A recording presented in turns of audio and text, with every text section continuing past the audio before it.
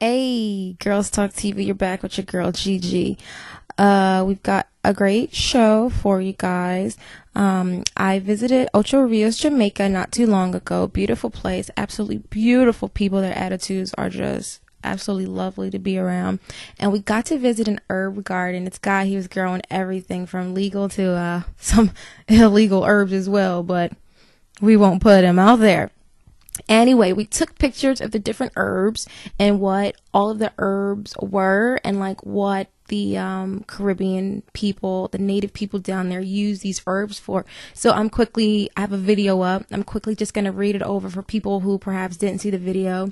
At least you will be able to maybe find some of these herbs and maybe your local moms, your organic shop, or maybe an international store. I guess the season doesn't call for a lot of nurseries to still be like fully functional, and as far as their potential for growing these herbs, but perhaps you might be able to find some at your local nursery. So first up, we have purslane. The scientific name is Portulaca olacea. Is used to make a salad dressing, but medicinally used for bladder problems and heart conditions. It's also considered as a cooling agent and diuretic. So I guess if you have someone in your family who has some bladder issues, then perhaps they could use this purslane to put in their salad. I'm not sure if I would let my little girl, if she had, you got a young one and they got, they're peeing in the bed at a young age. I don't know if this would be a good remedy for that. But test it on yourself first before you test on the baby. Next up, rosemary. It's said to have an invigorating effect and can be used to improve condition of the skin and hair. Burning twigs were used as incense, and a decoction is used to prevent dandruff. The leaves are used in cooking, and it was believed to grow only in the gardens of the righteous. That's powerful stuff. I do like rosemary. I like to use rosemary, thyme, and a couple different herbs on my salmon when I make it. Oh, just throw it all on there, coat it, throw it in the oven. Beautiful. But ladies, if it's going to help to improve the condition of your skin and hair, I would definitely be willing to give that a try, and to help prevent dandruff. Dandruff can be a problem. Next, we have vervain. The leaves are used to make tea for the nerves and a lotion for the eyes, used as a general tonic and cleanser, and it's also effective for worms.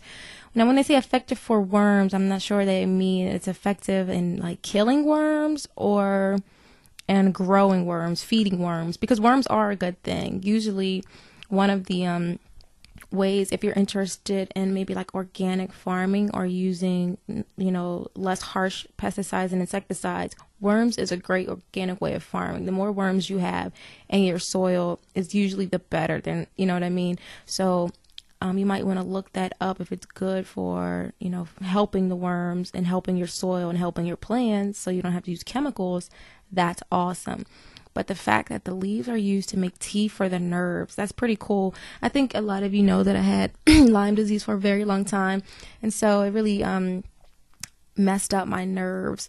I wish I would have known that then, because this is something that I would have tried, and I'm definitely still going to try, because I still have nerve damage and, issues in that area. So as far as lotion for the eyes, I don't think I would try that. You might want to do your research on that, because of course you only got 2 of those, so if you screw that up, then good luck. Next, we have wild tobacco, and I don't think this is the tobacco that you're going to find in American made cigarettes, or any cigarettes for that matter. This is probably the most natural form of tobacco, but it's used as a stimulant for the nervous system and commonly grown as a flowering plant, and the flowers are highly fragrant. I guess if you think of the tobacco we have today, I don't know, to me it stinks. Cigarette smoke stinks. So if it smells anything like that, then yeah. But a stimulant for the nervous system, that could be pretty good. I'm not sure why one would want to stimulate their nervous system. Is that like a shock to the system if you try this tobacco?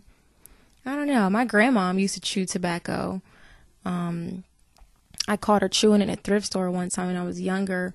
We were out shopping at a thrift store, and she just had like a mouthful of black stuff. And I'm like, Grandma, what's in your mouth? She's like, tobacco. It's like, aren't you a little bit too old to be chewing tobacco? But if that's your twist, Gigi's not mad. Next, we have periwinkle, and the scientific name is Vince albia. And as you can see, this picture that we took is a little bit difficult to read, but it looks like it helps with, the roses are chewed.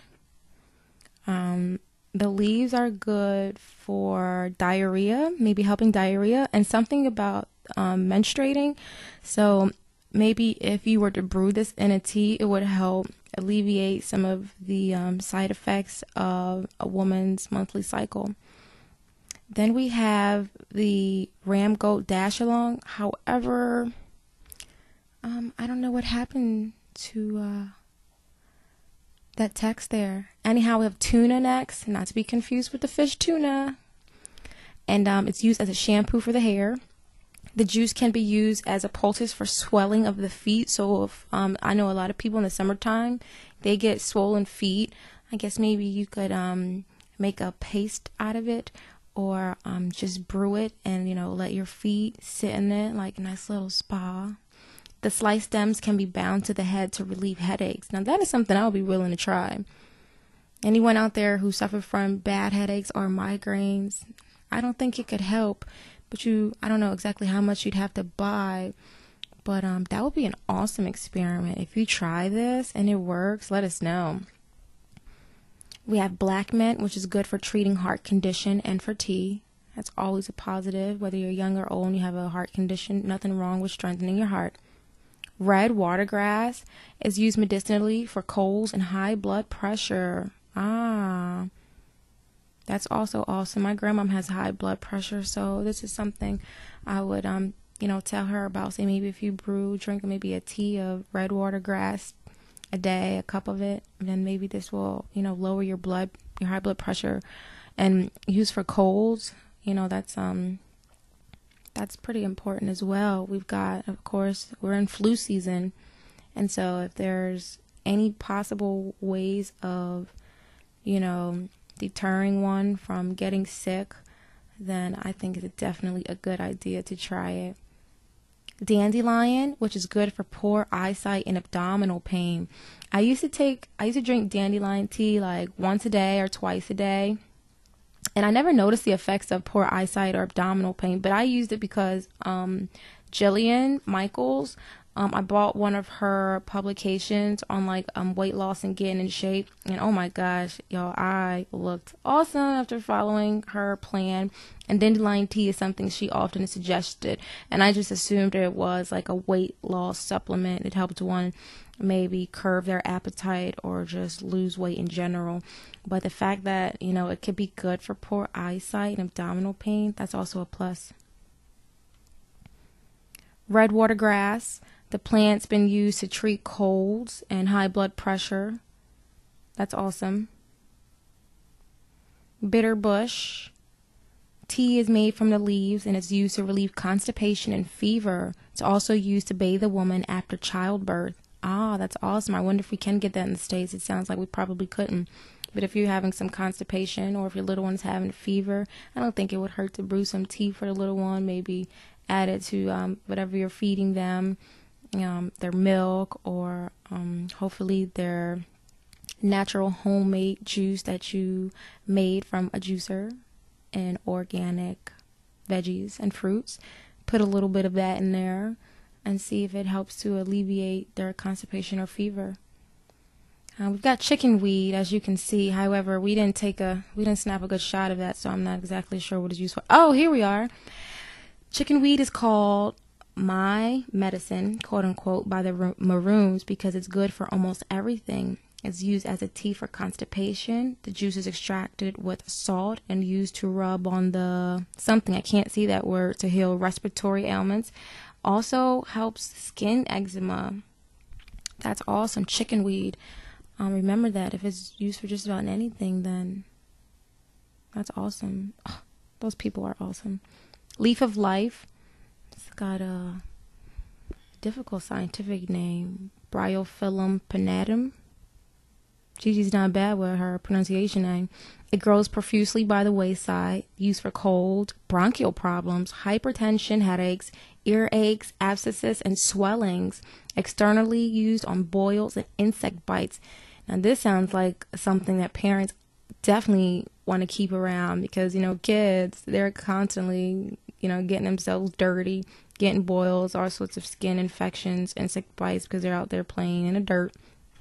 Earaches, that's also really good for young children. Hypertension.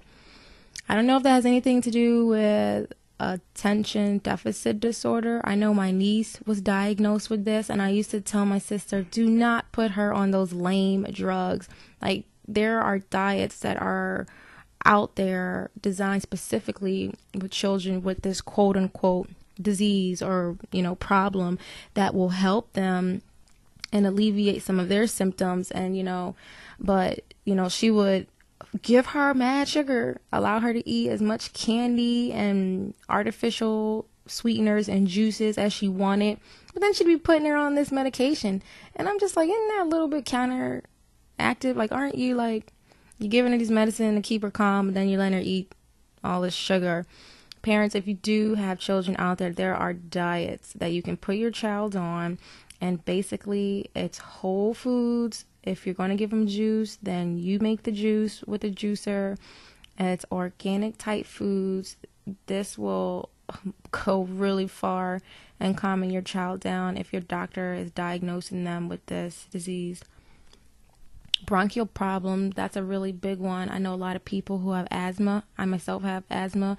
If you constantly get that bronchitis every year because maybe you smoke and you have asthma, and so you're just prone to it, Leaf of Life might be a good alternative for you. Aloe, everyone knows about aloe. Aloe goes way back. Perennial plant that grows profusely in dry areas, used as a laxative and cleanser. The sap or juice is reputed to be good for applying to burns and sunburns, for the removal of warts and wrinkles on the face, works as a natural healer to the skin for wounds, drawing out infection, and for minor cuts and bruises. I didn't know aloe was good for wrinkles, but just about everything else, yeah, here in the United States, we pretty much believe the same thing. Another thing that is good for, let me see, that I know of, well, I guess not wrinkles, but I know if you have bags under your eyes, what you can do is take a tea bag. Green tea has a lot of antioxidants. What you would do is warm that up, however you like to warm it up, and then let that sit on your eyes for 15 minutes. Of course, close your eyes, place them right on the bags. And what that does is tighten up that sort of, baggy skin, but it's a very temporary fix. So it's not going to last forever. I imagine maybe if you were to do it every day, then maybe the effects could be different if you did it every day for a long term. I'm not sure, but if you want to test that out, then we'd be willing to produce a short film and you doing that, follow you around and record your progress. Sunburns, oh yeah, definitely. I had a boyfriend who sunburned really bad, like to the point if you touched him, he'd be mad. So good for you, sunburn. Black dog is used for treating pain in the ovaries and womb. Oh, that's a good one. Maybe pregnant women might want to try that. French thyme, it's a thick, broad leaf with a spicy, pungent scent similar to thyme, love thyme. Although it's rarely used in the Jamaican kitchen, it's an exotic spice for meats and soups. The leaves are used by the rural folk as a reviver, doing fainting spells by rubbing vigorously on the hands. Oh, that's pretty awesome. Someone faints, you got some French thyme around, make them take a whiff. So, Girls Talk TV, I hope that was helpful for you. You learned a thing or two, and I hope you're able to find some of these herbs in your local organic shop or maybe international market where they usually have more than different type of herbs than the American markets. But you can also try the American markets, I suppose. I don't really shop there, so I wouldn't know. Maybe your local nurseries, or even if you have a friend that, grows herbs, ask them about it, and maybe they'll be able to give you better insight into where you can find some of these for yourself. So hope it was useful. Definitely let us know. All right, ciao.